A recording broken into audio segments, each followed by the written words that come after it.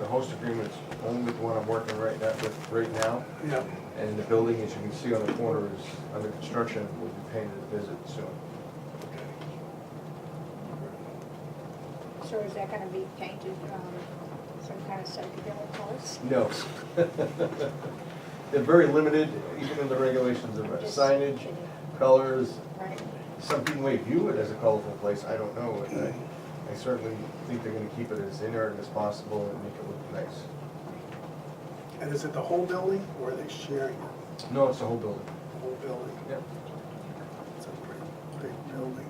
Well, they have a waiting room of 22 seats, so, Waiting room. yeah. You have to be escorted in, so, Oh, and no one under 21 will be allowed even on the property, so, and that's even with recreational sales? yes. Especially with Escorted in. recreation. So they're gonna limit the number of people that are actually going into the, Yep. What do you mean you have to be escorted in? When you get there for medical, they'll escort you in. If someone will come out, check it, and they'll bring you inside. like going to the doctor's Because office? you need to check, make sure that Out you're of the 21. waiting room? You know what, you're gonna make sure to check your ID, you're 21, so there'll be security there. Interesting. Anything else on marijuana? No, not at this time, but it's, I'm sure I'll have more to tell you in the next meeting. Yeah, that's why I definitely want to keep this on, because it Yes. seems like it's Absolutely. ever evolving.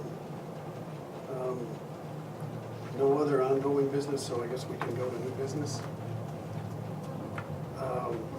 First on new business, or the only actual item on new business, is the role of the Board of Health in the 508 International Settlement. Do we have somebody here that's speaking on that?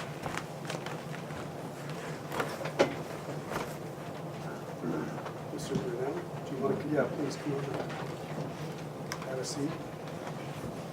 Those are new seats, by the way, the first person to sit in that seat. New seat? Yeah. Passes.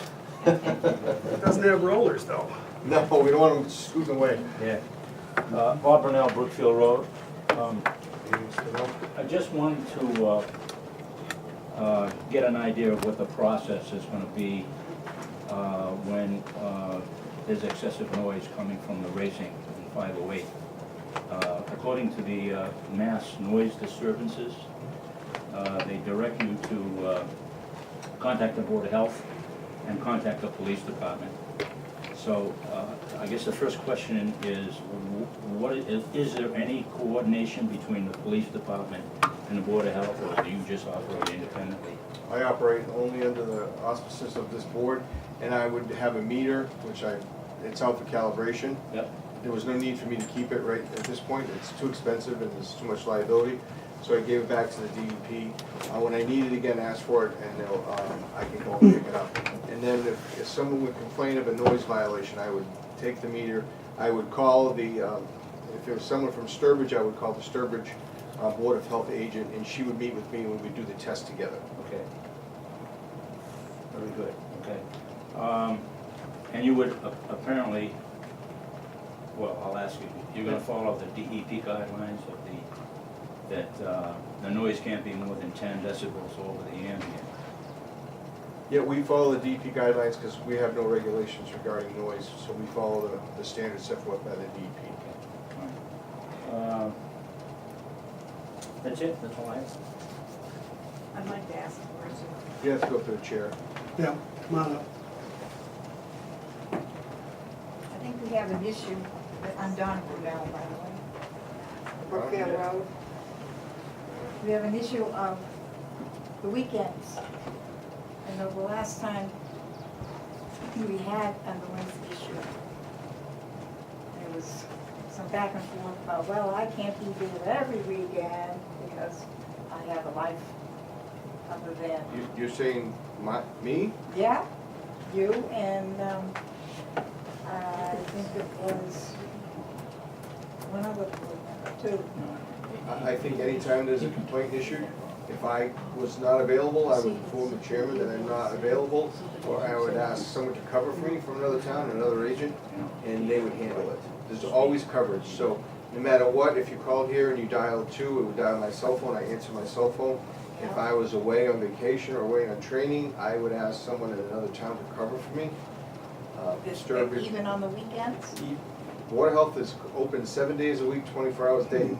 If the problems come at 2 in the morning, I get calls at 2 in the morning from the police that there's an issue. I have to get up and get out of bed and go to that issue. Absolutely. There's always, I'm available all the time. And if I'm not available, then I would inform the chair or someone on the board that I am not available to respond. Could you please respond? And one of the board members can respond, but usually I can get one of the health agents in a neighboring town. If I'm away, I've covered for Sturbridge in the past, and Sturbridge could cover if I have asked Sturbridge. I'm gonna be away. If there's certainly an issue, I would give them the meter and say I'm gonna be away, and that would give them authority. I would inform the board that I've asked Sturbridge health agent to cover, or Oxford, or any other town that I would ask to cover. We work as a team in the area, or in Southbridge, Andy Pelletier, or someone who's qualified to use the meter, and someone who's qualified to really know the nuisance bylaw and know what to do. You can't just have the layperson show up and say, well, yeah, it's loud. You have to know the DEP regulations, and it has to be, informed. You'd have to read the meter, measure it, like your husband said. If you're going by the DEP standards, and if it was measured and it was an exceedance, you'd have to document that and write that up. So if a complaint comes in on the weekend, then we. I get called all the time. Well. I've never that's not what was not repeated responded us. to a complaint without letting someone else know, because legally, if there's a complaint received, I have to respond in a timely manner. Am I available all the time? No, I could be gone on vacation with my family, and I would make arrangements and let the chairman know that the Sturbridge health agent or the Southbridge health agent is covering. In case there's an emergency issue, you would have a qualified person. Well, thank you for telling me that, because I had thought that that's how a board was supposed to. Well, I certainly like to say I'm available all the time, but there is going to be an occasion where I'm not here, but I make sure that there's someone who can cover for me. That's good to know. Yep. Yeah. There was That's one why, incident. that's why we have a FEP steering committee, which I'm the vice chairman. We have 74 communities in Central Mass. We try and work together as a group, that we would tackle problems, that we would certainly address issues, including funding and EDS sites and emergency preparedness, all those issues, including friending and networking with other towns. So if I needed coverage, I could call the person of a neighboring town to say, listen, we have an issue coming up, I'm gonna be away, can you certainly cover for me? So then I would instruct the police, and then as an emergency, if someone called, that you're to call Andy Pelletier or someone else and give them a number if they've agreed to cover, and they would come by. There's always have to, you never know, the fire department calls me at 2 in the morning for a fire. If there's a displaced family, my job is to make sure they have somewhere to go. Or an overturned truck on Or the an Mass Pike, overturned which truck on the happens Mass all the Pike. time. Happens a lot. If there's food, if there's a fire of a truck or an accident involving food on the Mass Pike, the state police call me, I have to go and condemn the load, fill out the paperwork, and make sure the truck is secured for the evening and that food is destroyed. So, Very much. and I do like your shirt, by the way. And Yes, I Wow. couldn't be better. Please, come on up, have a seat, state your name, your names. Amy Stanley, 70 Circle. Sorry, I didn't, oh, I'm sorry, Amy Stanley, 70 Circle, Charlton. Sorry about that. Stephen Chittister, 154 Paul Road, Sturbridge. Welcome. Yes, we could. Yeah, so I just want to build on some of the statements that were already made, and just express some concerns about the past events that have already occurred at 508. I want to remind the board that the town did hire a noise consultant to do studies of what they predicted the sound levels to be. There was a lot of concern raised by the town's peer reviewer that this site was not going to be Mass DEP noise policy. And then when they operated this last year, there were at least 2 events where there was significant noise in the community. And it's my understanding that there was no sound testing that was done during those events. So we just ask that in the future, when they have one of these racing events, that the town be proactive and make sure that somebody's available, that we understand who that is, that they're actually following the procedures that they were supposed to follow based on the site plan review that they went through. They're supposed to have a sound testing area. Every vehicle that operates there is supposed to be tested. I don't for follow, sound emissions. if I may, Mr. Chairman. Yes, please. Certainly, the Board of Health doesn't follow planning board procedures, we follow the DEP regulations, and the regulations set forth, the chapter 111 for the Board of Health that regulates the Board of Health. We don't operate under planning board guidelines. I don't read the planning board guidelines, I operate under the guidelines set forth that governs boards to do enforcement, so chapter 111, section 22, or those are the guidelines. I can't go by what the planning board would say, regardless of what they say. I'm following, the Board of Health is an autonomous board, and they follow regulations set forth by the Commonwealth. Okay, so during the events that they had, there were noise complaints that were made. I was one of the complainants, and there was no response That's not true. from, well, I even met up with the Sturbridge Health agent. okay, I understand that you guys came on Monday or something and sat out in front of my house, but nobody ever actually contacted me until I came to the meeting here and we had this discussion at that meeting. So the problem is that, you know, the response has to happen when the noise is occurring. So if they are planning an event, they're gonna have an event, it would be appreciated by the community that, I understand, maybe you're not gonna go sit there and watch them do the sound monitoring on site, but at least be available or let us know who is available to have the sound actually tested. The only one that's available to do the sound test would be myself or someone designated by the board. The machine is a $10,000 machine, and it's given to me under my protection. If I break it, it's very expensive. It has to be calibrated. The calibration has to happen and it's given to me by the DEP to do those specific things. I do not currently have that in my possession. 508 International has not been in service, and to my knowledge, I haven't received anything, word that they are doing anything that needs my attention. I'm not part of the settlement agreement, had nothing to do with the settlement agreement. Wasn't even aware of the settlement agreement. All I was aware that there was a cease and desist order issued by Kurt Meskis that was given to me, and that's all I had.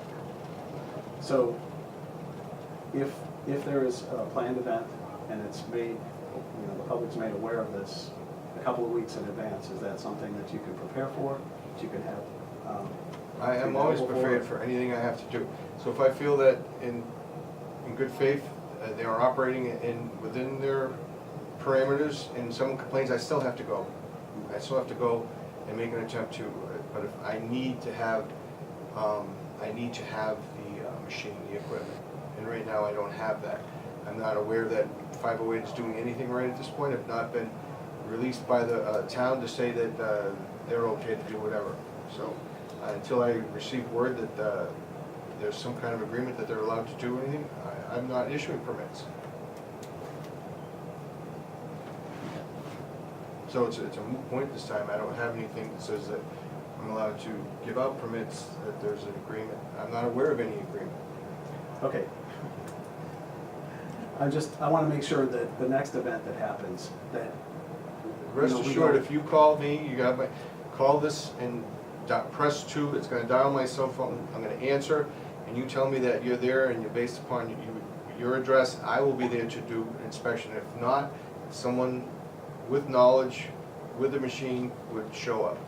In that event, I guarantee you, I do not answer my phone. I've been readily available for years and years and years. I respond to all kinds of events, but certainly there may be an occasion where they're doing something that I'm not around, then I'll make arrangements and make sure the chairman's advised that someone else is covering for me, so he knows. I have a question. You talk about this $10,000 meter, and I've heard this mentioned before.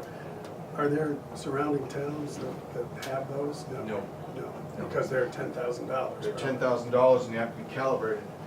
They have to be calibrated every 3 months, and the calibration alone is $2,500. So it's not caught. Our department could never afford something like that, nor would the town fund it.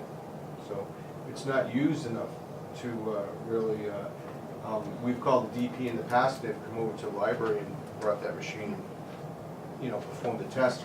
But they don't have the staffing to do that. They just handed it over to me and said, "Here, you take care of it." They don't want to be responding. So if there's an event coming up that I know and that may be a potential, then I'll make sure that the machine is here and I'm prepared to do a sound test. That's right now I That's don't. what we're asking. Yeah, I understand.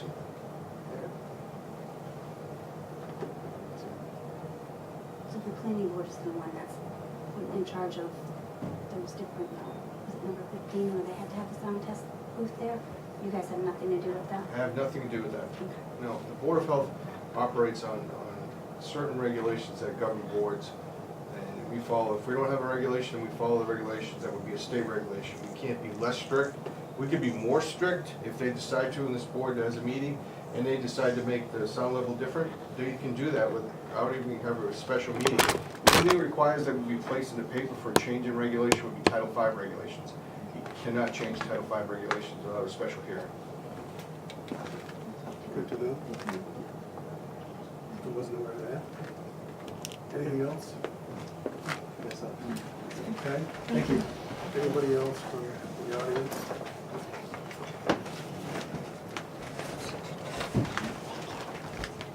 Okay.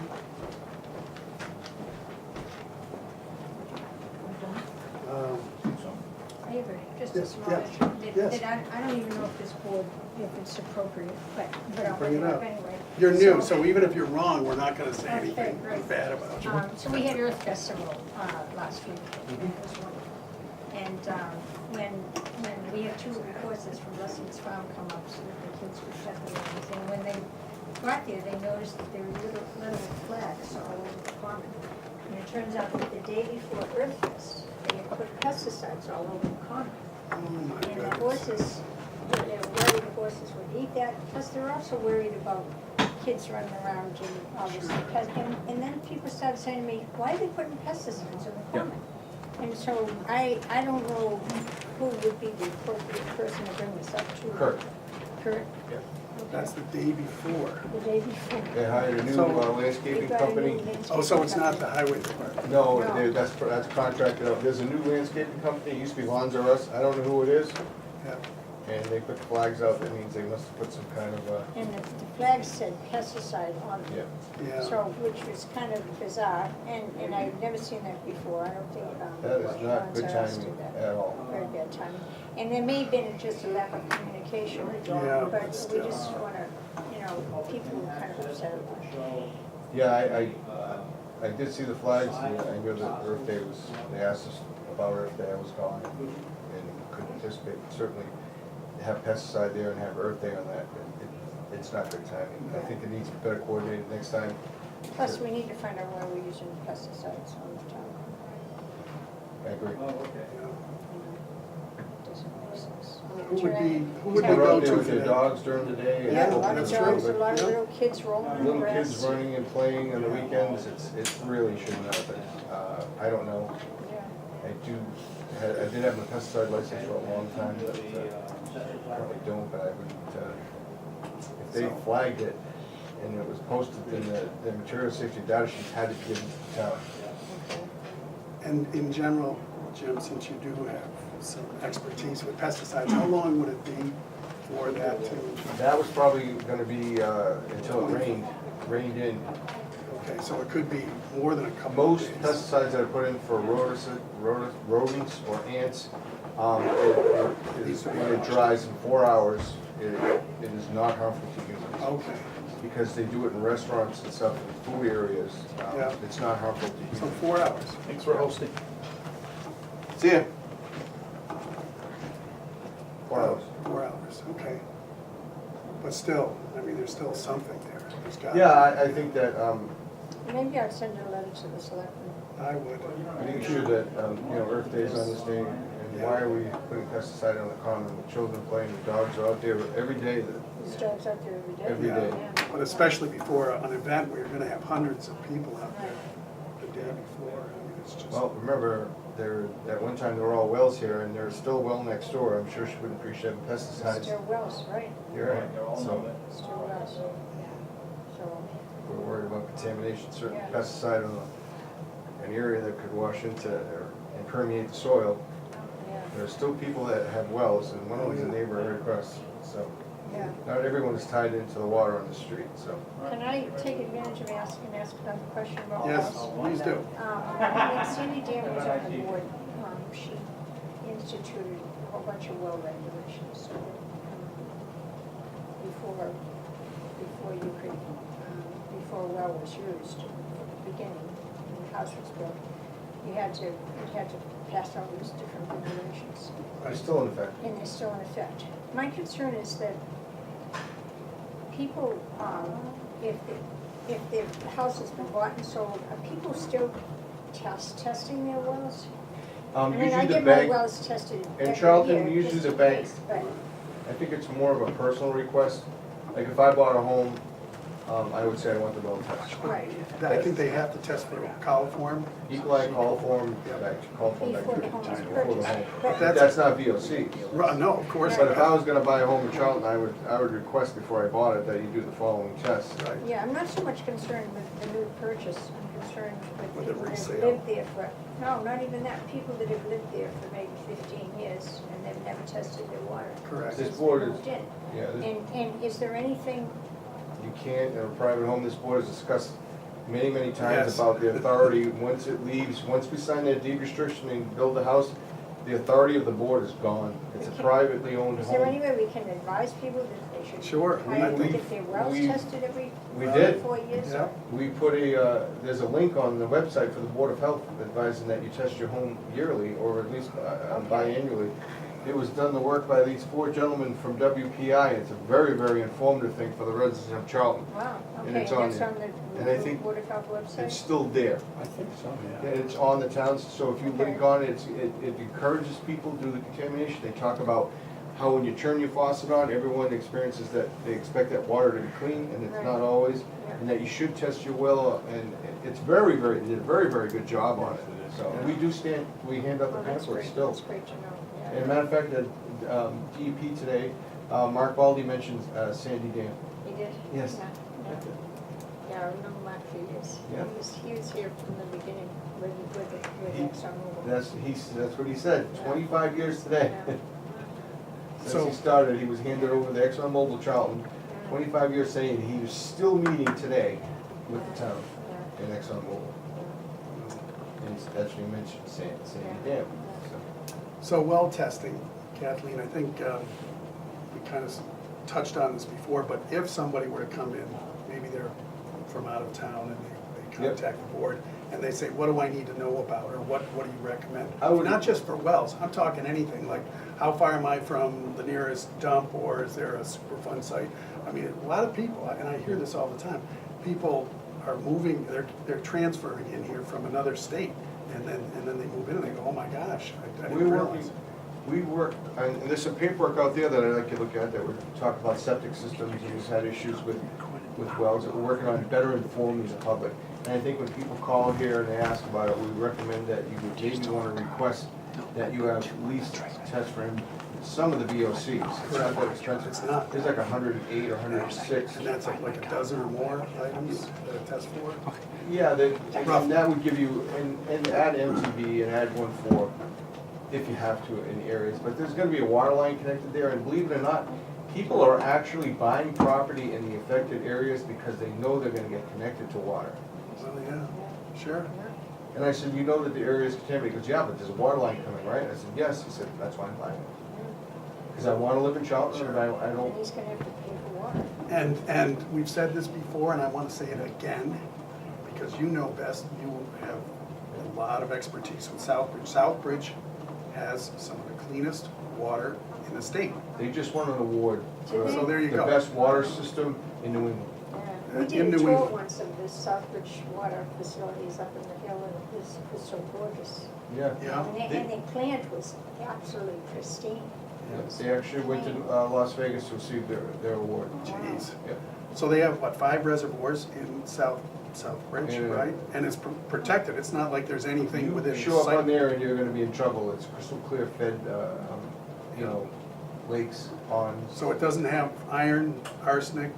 There is a fluoride, $12 sulfur. million filtration plant at the beginning of that filters that water. Yeah, Very that's the well run. plant we went to. So Yeah. I hope that the folks who are, I can't imagine why anybody's still on the fence if they have contamination either at their house or in their neighborhood. Right. I hope that they know that it's not a lot of city water, just, you know, you taste it's like, oh my God. Right, and I think that also you have to look, and like I talked to John about it, if you have contaminated water, and you look next door and you're saying, I'm not gonna pay for water, and there's children playing there, and you could adversely affect them in your decision, you need to think twice about what you're doing. Right. Because you not only affect yourself, you affect the future of people that may live in your house and your neighbors. Right, agreed. I'm sold. So, Okay. Good, thank you. Do we have any other new business or anything that I left off? no, I've been very busy. I'm sure you The have. camps will be opening. Oh, I forgot about something very important. I met with our, I do have for 10 weeks, 15 hours a week, I have a public health student that was selected during a grant program that I applied for. From? She is from, she's, An area college, that's all you have to say. no, she's from, well, she's from South Berwick, Maine. Oh, okay. But I just interviewed her the other day. Well, they did a pre-interview with her. She specializes in water quality. Nice. And I thought she was a student, and she is. She's a senior. She has 5 classes left. And she's gonna be driving from South Berwick, Maine, come down to work 15 hours a week in order to graduate. So I offered that, you know, you could probably find someone we could stay a night. You know, there's plenty of, and Raven Robin said that we would look for someone who has an apartment or a room available that she could stay one night rather than drive. Oh, yeah, that's crazy. But she said that her sister lives just outside of Hartford, and it's only an hour away, so she has no problem. Okay, good. But she's gonna be here starting on May 29th, she starts work. Good. And she's gonna start at 7:30 in the morning and work till 5, and she's very excited about it. And she certainly was pre-selected and specialized in the area by, through a grant by the Department of Public Health because of her specialty. So she has to do this, you know, I have to sign off for her to graduate. So maybe I'll have her come to a Board of Health meeting. If I just feel bad that she has to stay late and then drive so far, but I'm sure if you're around during the day, come in Yeah. and see her. She's highly motivated, highly educated. She's ready to go. She wants to do a little bit of everything, so she'll be helping me out with the camp inspections. So when you retire another 10 or 15 or 20 years, Oh, maybe yeah. she could be your No, replacement? she's going on to get a master's and she's going on to work for FEMA. I'm gonna leave the door unlocked. Okay. Okay. All right, thank you, Okay. Joanne. So, you know, she's going on, her goal is to work for FEMA. She wants to be a consultant for FEMA. Good. She wants to help people. My folks did the FEMA thing, and they were called out to all places, any place that's That's state been- protectorate or anything of the United States, I've including worked- Marshall I've worked- Islands, which are Yeah. beyond Hawaii. I've worked for FEMA during Hurricane Katrina. I worked in the city of Houston for a month. Yep, they spent some time in Houston, If you could read my log that I kept for every day, you'd, and it was, Same what, thing. 10 to 12-hour days, 6 days a oh, week? we worked till Brutal. 9, 10 o'clock at night. It was Yeah. So hot. I'm gonna get over this, let us, Yes, please do. I think we're all set. Will someone make a motion to adjourn? this is remained. Why don't you? You have to make a okay. motion. I'm not a She makes the motion. She said, there you go. Second. Second, all in favor? Aye. Adjourned at 7:05? 7:05 adjournment.